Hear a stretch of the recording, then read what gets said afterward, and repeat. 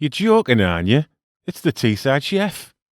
You're going to learn how to make the perfect New York cheesecake with fruit overload in the next 6 and a bit minutes. And I love American stuff like no universal healthcare and the dehumanisation of the poor, so I had to make this really.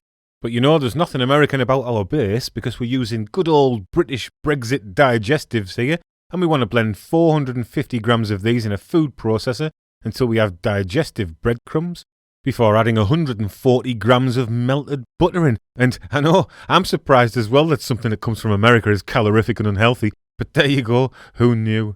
Anywho, I blended that all up until it was the texture of wet sand, and I'm just checking that it holds together now by giving it a bit of a squeeze.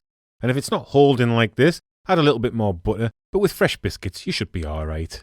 And we do need to line a standard cake pan properly for this cheesecake, so I've drawn a circle the size of the pan in the middle of the paper here, and I'm cutting a strip either side of that circle before generously buttering up my pan, and unless I'm very much mistaken, my paper measuring and cutting skills have worked like an absolute charm here.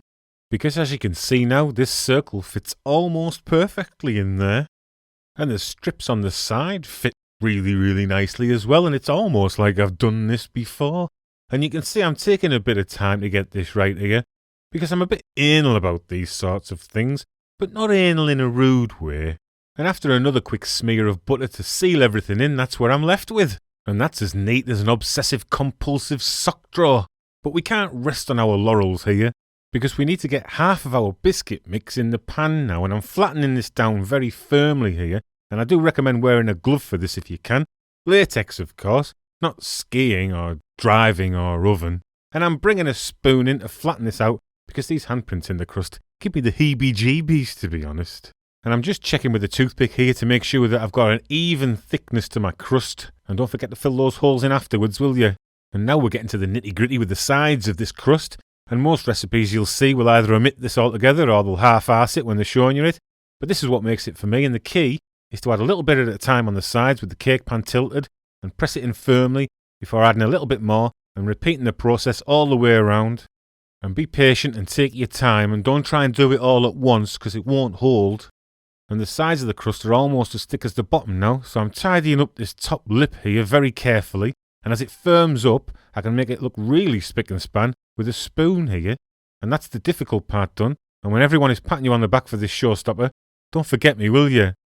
And a crust is no good if it's not cooked properly, so I blind baked this, and I've never seen anybody else blind bake a cheesecake crust, so I might be breaking the law here, but I won't tell if you don't. And I baked that in the oven at 140 fan for 25 minutes, and obviously putting the beans on top stops the base from puffing up like 20th century American waistlines, and we definitely don't want that because it's rats, isn't it?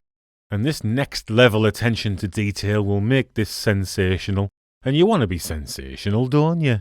And once my pre-baked base is cooled fully, I'm going to brush it with a beaten egg white, and there will be a spare yolk if you do this, so keep that yolk, you're going to need that later.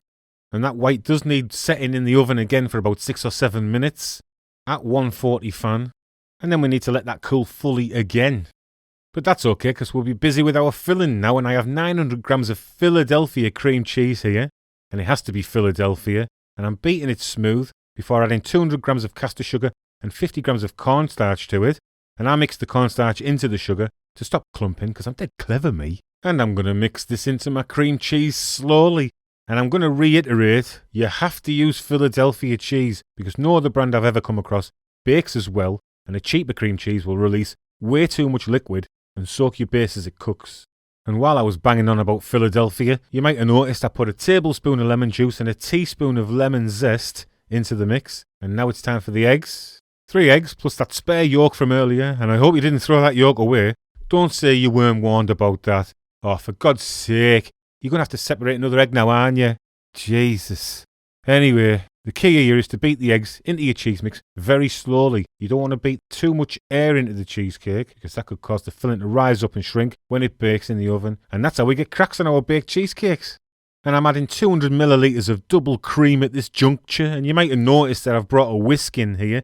But I'm not whisking it all up, crackers. I'm working really slowly, and I'm giving it a tap every now and again to get rid of any air bubbles in there.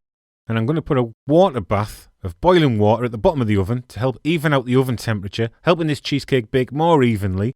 And our oven is preheated at this point to 200 Celsius fan setting, Most people suggest putting the cheesecake in the water, but that makes for some real complications, and there really is no need for it. And the filling is in the fully cooled base now, and I'm going to give it a bit of a shake about a bit, and after a few more taps, it can go on a grid in the middle of the oven, 20 minutes at 200 Celsius fan, and then turn the oven down to 90 Celsius fan and bake for a further 1 hour. And while that's baking, I need to make some jelly for the top, because this is a fruit overload New York cheesecake. So 500 grams of mixed berries and 75 grams of sugar has been blended, and I've got rid of all the seeds and stones. I've heated it up, and I'm adding 5 sheets of gelatin one at a time, and I'm sieving it again here, because I love sieving. I do me. And instead of watching me sieving this lot, why don't you subscribe and like this video, eh? And when this jelly topping is all boxed off, we need to let it cool down. We're going to cover it with cling film. And let's check on our cheesecake after an hour, eh? And you can see but it's still wobbly there in my oven, so I'm going to turn the oven off now and leave it in there to cool for another hour, and there's still a little hint of a wobble there, even now. But once it's cooled to room temperature and then fridged overnight, it'll be nice and solid. And I gotta be honest with you, it looks perfect. So let's load it up with fruit and jelly, and of course the jelly was kept at room temperature overnight as this cheesecake cooled in the fridge, so it didn't set solid. And this fully loaded fruity New York cheesecake will look and taste like it came from New York. And pouring that jelly on is the most satisfying bit, I reckon. And when that's set in the fridge, the fruity, zesty jelly goes perfectly with the rich, creamy New York cheesecake and the crunchy, digestive base. A showstopper dessert of the highest order. Make it and be a legend in your own coffee morning. If coffee mornings are still a thing. Now you lot, get out of here, 'cause I got to go and enjoy this with my daughter in New York. Gee, I hope there won't be an earthquake on my hot dog. ta-ra.